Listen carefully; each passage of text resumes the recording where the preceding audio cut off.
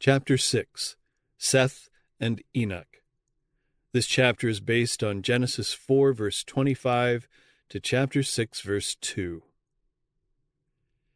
To Adam was given another son to be the inheritor of the divine promise, the heir of the spiritual birthright. The name Seth, given to this son, signified appointed or compensation. For, said the mother, God hath appointed me another seed instead of Abel whom Cain slew.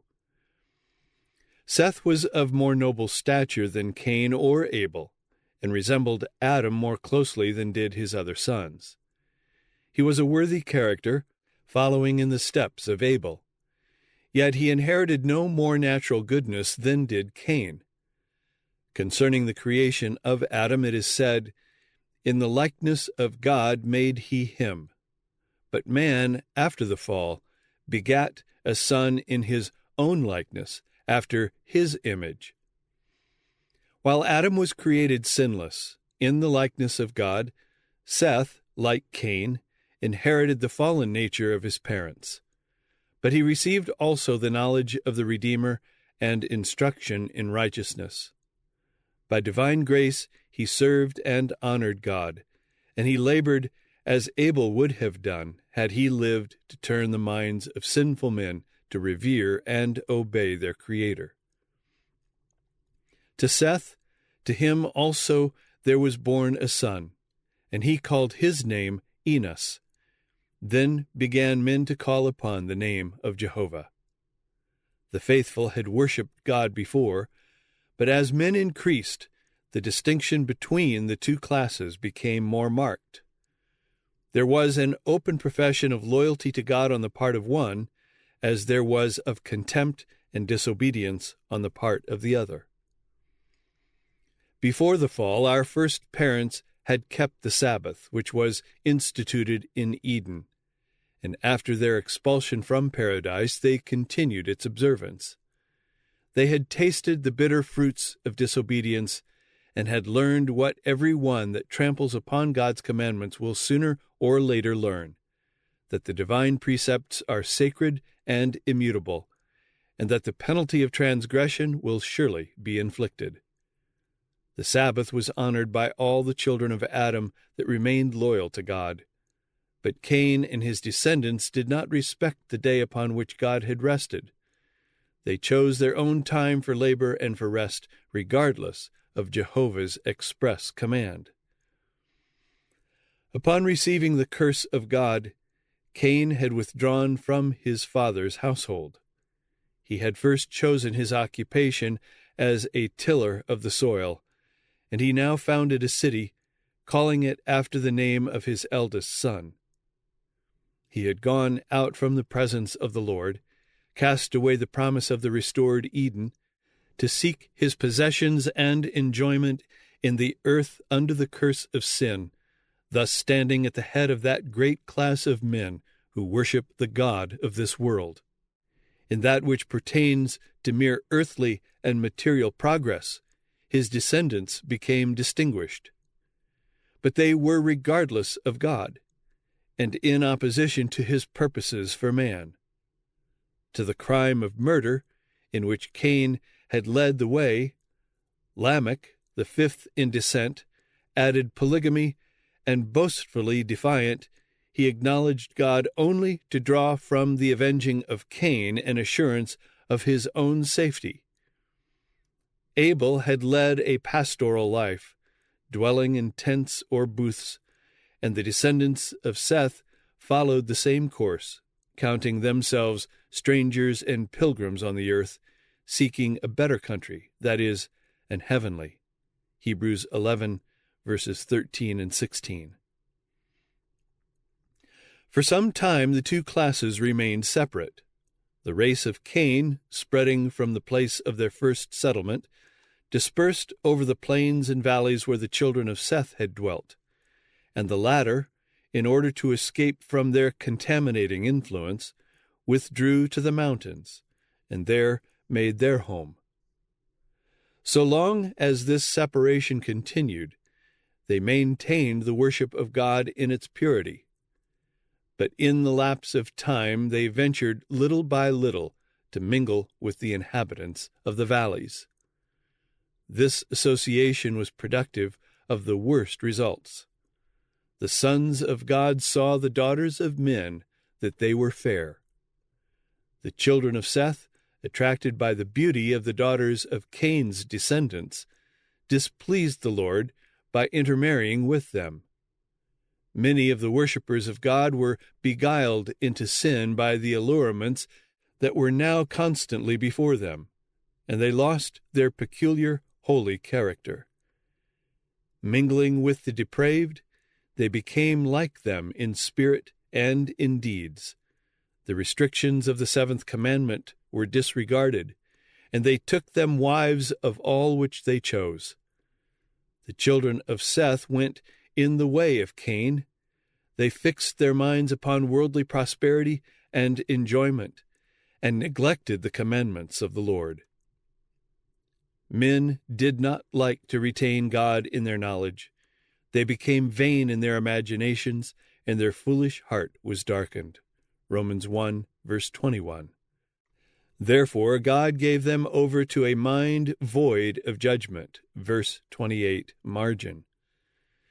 Sin spread abroad in the earth like a deadly leprosy. For nearly 1,000 years Adam lived among men, a witness to the results of sin. Faithfully he sought to stem the tide of evil. He had been commanded to instruct his posterity in the way of the Lord, and he carefully treasured what God had revealed to him, and repeated it to succeeding generations. To his children and children's children, to the 9th generation, he described man's holy and happy estate in paradise, and repeated the history of his fall, telling them of the sufferings by which God had taught him the necessity of strict adherence to his law, and explaining to them the merciful provisions for their salvation. Yet there were but few who gave heed to his words. Often he was met with bitter reproaches for the sin that had brought such woe upon his posterity. Adam's life was one of sorrow, humility, and contrition. When he left Eden, the thought that he must die thrilled him with horror. He was first made acquainted with the reality of death in the human family when Cain, his firstborn son, became the murderer of his brother. Filled with the keenest remorse for his own sin, and doubly bereaved in the death of Abel and the rejection of Cain, Adam was bowed down with anguish. He witnessed the wide-spreading corruption that was finally to cause the destruction of the world by a flood, and though the sentence of death pronounced upon him by his Maker had at first appeared terrible, yet after beholding for nearly 1,000 years the results of sin, he felt that it was merciful in God to bring to an end a life of suffering and sorrow. Notwithstanding the wickedness of the antediluvian world, that age was not, as has often been supposed, an era of ignorance and barbarism. The people were granted the opportunity of reaching a high standard of moral and intellectual attainment. They possessed great physical and mental strength, and their advantages for acquiring both religious and scientific knowledge were unrivaled. It is a mistake to suppose that because they lived to a great age, their minds matured late.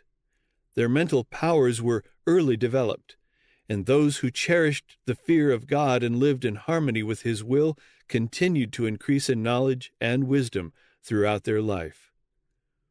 Could illustrious scholars of our time be placed in contrast with men of the same age who lived before the flood, they would appear as greatly inferior in mental as in physical strength.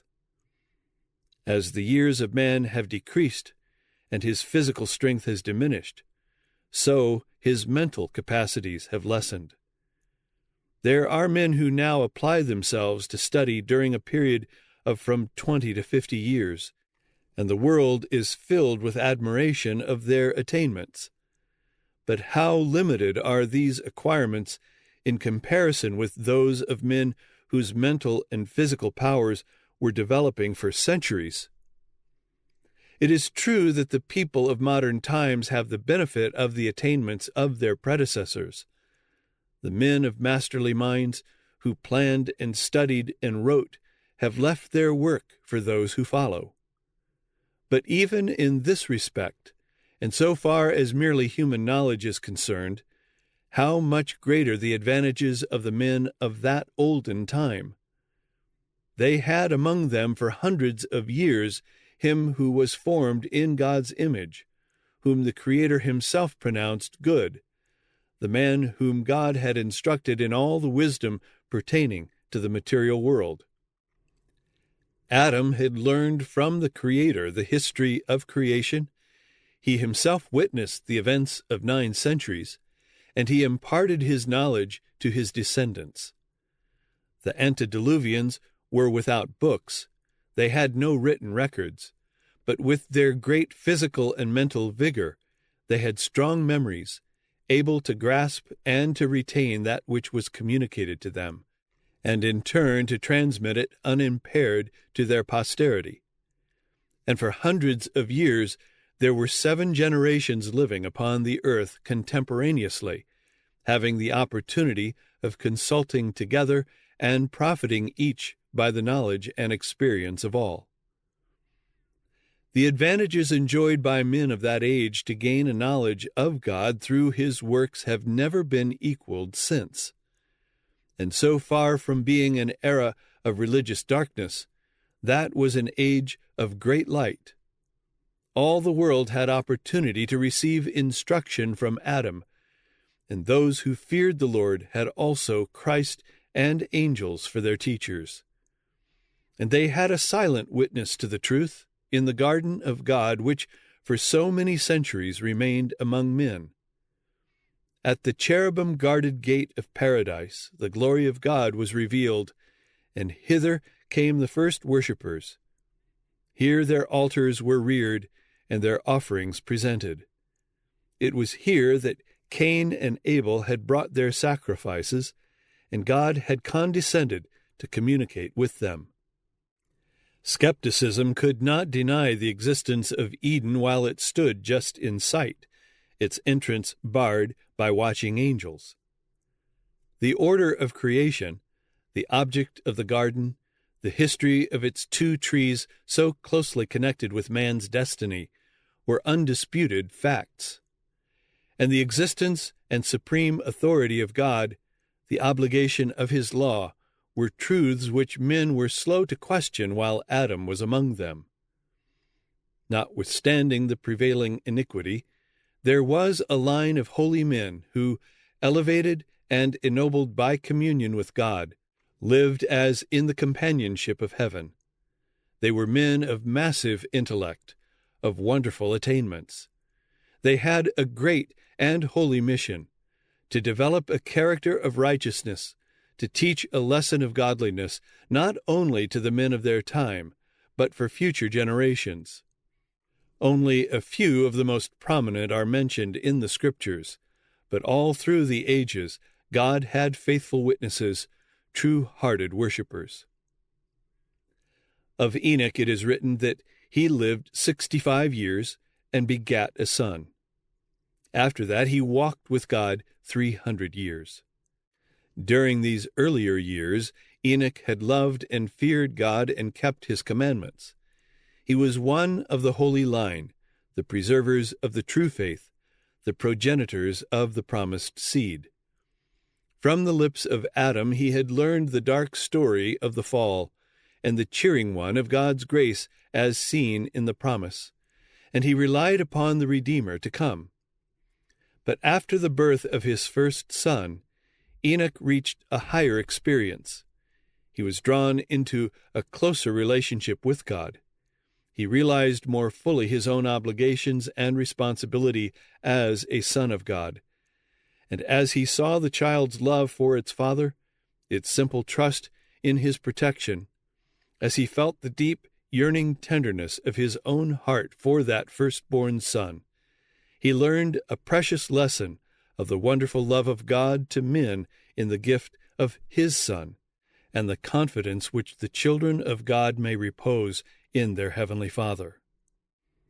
The infinite, unfathomable love of God through Christ became the subject of his meditations day and night, and with all the fervor of his soul he sought to reveal that love to the people among whom he dwelt. Enoch's walk with God was not in a trance or vision, but in all the duties of his daily life. He did not become a hermit, shutting himself entirely from the world, for he had a work to do for God in the world. In the family and in his intercourse with men, as a husband and father, a friend, a citizen, he was the steadfast, unwavering servant of the Lord. His heart was in harmony with God's will, for can two walk together except they be agreed? Amos 3, verse 3. And this holy walk was continued for 300 years. There are few Christians who would not be far more earnest and devoted if they knew that they had but a short time to live, or that the coming of Christ was about to take place. But Enoch's faith waxed the stronger. His love became more ardent with the lapse of centuries. Enoch was a man of strong and highly cultivated mind and extensive knowledge. He was honored with special revelations from God, yet being in constant communion with heaven, with a sense of the divine greatness and perfection ever before him. He was one of the humblest of men. The closer the connection with God, the deeper was the sense of his own weakness and imperfection. Distressed by the increasing wickedness of the ungodly, and fearing that their infidelity might lessen his reverence for God, Enoch avoided constant association with them, and spent much time in solitude, giving himself to meditation and prayer. Thus he waited before the Lord, seeking a clearer knowledge of his will, that he might perform it. To him, prayer was as the breath of the soul. He lived in the very atmosphere of heaven. Through holy angels, God revealed to Enoch his purpose to destroy the world by a flood, and he also opened more fully to him the plan of redemption. By the spirit of prophecy he carried him down through the generations that should live after the flood, and showed him the great events connected with the second coming of Christ and the end of the world. Enoch had been troubled in regard to the dead. It had seemed to him that the righteous and the wicked would go to the dust together, and that this would be their end. He could not see the life of the just beyond the grave. In prophetic vision he was instructed concerning the death of Christ, and was shown his coming in glory, attended by all the holy angels, to ransom his people from the grave.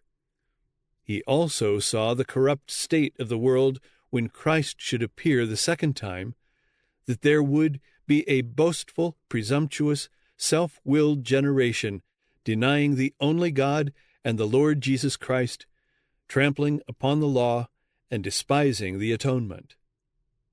He saw the righteous crowned with glory and honor, and the wicked banished from the presence of the Lord and destroyed by fire. Enoch became a preacher of righteousness, making known to the people what God had revealed to him. Those who feared the Lord sought out this holy man to share his instruction and his prayers. He labored publicly also, bearing God's messages to all who would hear the words of warning. His labors were not restricted to the Sethites. In the land where Cain had sought to flee from the divine presence, the prophet of God made known the wonderful scenes that had passed before his vision. "Behold," he declared, "the Lord cometh with 10,000s of his saints to execute judgment upon all, and to convince all that are ungodly among them of all their ungodly deeds." Jude 14 and 15. He was a fearless reprover of sin. while he preached the love of God in Christ to the people of his time and pleaded with them to forsake their evil ways, he rebuked the prevailing iniquity and warned the men of his generation that judgment would surely be visited upon the transgressor. It was the Spirit of Christ that spoke through Enoch. That Spirit is manifested not alone in utterances of love, compassion, and entreaty. It is not smooth things only that are spoken by holy men. God puts into the heart and lips of his messengers truths to utter that are keen and cutting as a two-edged sword. The power of God that wrought with his servant was felt by those who heard. Some gave heed to the warning and renounced their sins, but the multitudes mocked at the solemn message and went on more boldly in their evil ways. The servants of God are to bear a similar message to the world in the last days, and it will also be received with unbelief and mockery. The antediluvian world rejected the warning words of him who walked with God. So will the last generation make light of the warnings of the Lord's messengers. In the midst of a life of active labor, Enoch steadfastly maintained his communion with God. The greater and more pressing his labors, the more constant and earnest were his prayers. He continued to exclude himself at certain periods from all society. After remaining for a time among the people, laboring to benefit them by instruction and example, he would withdraw to spend a season in solitude, hungering and thirsting for that divine knowledge which God alone can impart. Communing thus with God, Enoch came more and more to reflect the divine image. His face was radiant with a holy light, even the light that shineth in the face of Jesus. As he came forth from these divine communings, even the ungodly beheld with awe the impress of heaven upon his countenance. The wickedness of men had reached such a height that destruction was pronounced against them. As year after year passed on, deeper and deeper grew the tide of human guilt. Darker and darker gathered the clouds of divine judgment. Yet Enoch, the witness of faith, held on his way, warning, pleading, entreating, striving to turn back the tide of guilt and to stay the bolts of vengeance.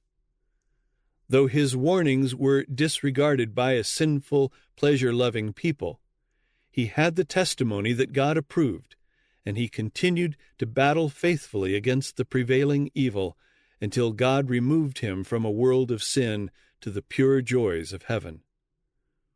The men of that generation had mocked the folly of him who sought not to gather gold or silver or to build up possessions here. But Enoch's heart was upon eternal treasures. He had looked upon the celestial city. He had seen the King in his glory in the midst of Zion.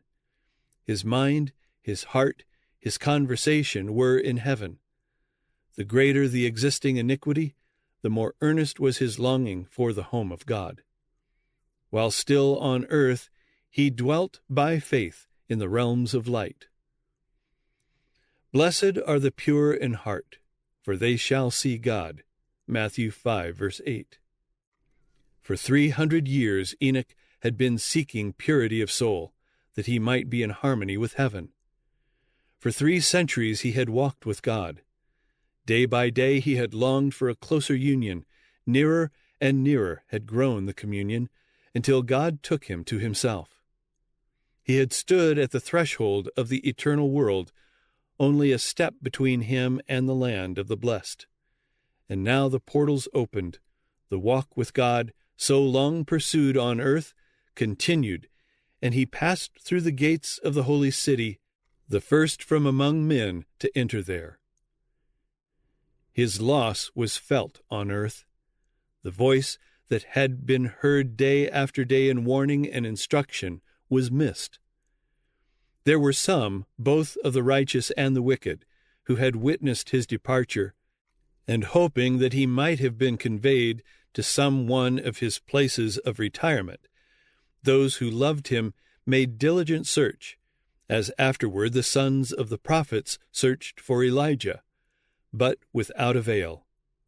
They reported that he was not, for God had taken him. By the translation of Enoch, the Lord designed to teach an important lesson. There was danger that men would yield to discouragement because of the fearful results of Adam's sin. Many were ready to exclaim, "What profit is it that we have feared the Lord and kept his ordinances, since a heavy curse is resting upon the race, and death is the portion of us all?"